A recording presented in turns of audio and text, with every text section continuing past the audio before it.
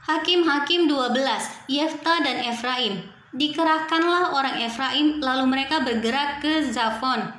Dan mereka berkata kepada Yefta, "Mengapa engkau bergerak untuk memerangi Bani Amon dengan tidak memanggil kami untuk maju bersama-sama dengan engkau? Sebab itu kami akan membakar rumahmu bersama-sama kamu." Tetapi jawab Yefta kepada mereka, "Aku dan rakyatku telah terlibat dalam peperangan yang hebat dengan Bani Amon. Lalu aku memanggil kamu, tetapi kamu tidak datang menyelamatkan aku dari tangan mereka. Ketika kulihat bahwa tidak ada yang datang menyelamatkan aku, maka aku mempertaruhkan nyawaku dan aku pergi melawan Bani Amon itu. Dan Tuhan menyerahkan mereka ke dalam tanganku. Mengapa pada hari ini kamu mendatangi aku untuk berperang melawan aku?" Kemudian Yefta mengumpulkan semua orang Gilead. Lalu mereka berperang melawan suku Efraim, dan orang-orang Gilead mengalahkan suku Efraim itu. Sebab orang-orang itu mengatakan, "Kamulah orang-orang yang telah lari dari suku Efraim." Kaum Gilead itu ada di tengah-tengah suku Efraim dan suku Manasye.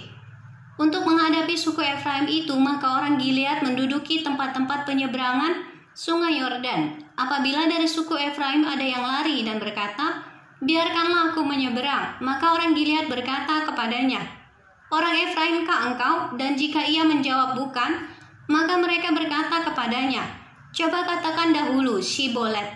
Jika ia berkata Sibolet, jadi tidak dapat mengucapkannya dengan tepat, maka mereka menangkap dia dan menyembelihnya dekat tempat-tempat penyeberangan sungai Yordan itu. Pada waktu itu tewaslah dari suku Efraim 42.000 orang. Yefta memerintah sebagai hakim atas orang Israel 6 tahun lamanya. Kemudian matilah Yefta orang Gilead itu, lalu dikuburkan di sebuah kota di daerah Gilead. Ebzan. Sesudah dia, maka Ebzan dari Betlehem memerintah sebagai hakim atas orang Israel. Ia mempunyai 30 anak laki-laki, 30 anaknya perempuan dikawinkannya keluar kaumnya, dan 30 anak perempuan diambilnya dari luar kaumnya untuk anak-anaknya lelaki itu.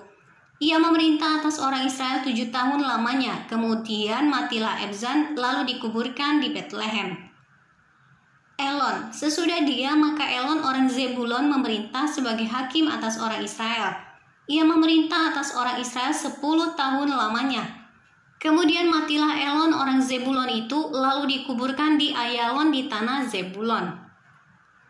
Abdon. Sesudah dia, maka Abdon bin Hilel orang Piraton memerintah sebagai hakim atas orang Israel.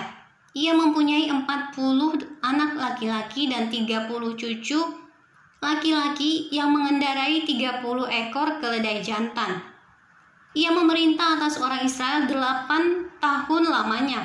Kemudian matilah Abdon bin Hilel orang Piraton itu, lalu dikuburkan di Piraton di tanah Efraim di pegunungan orang Amalek.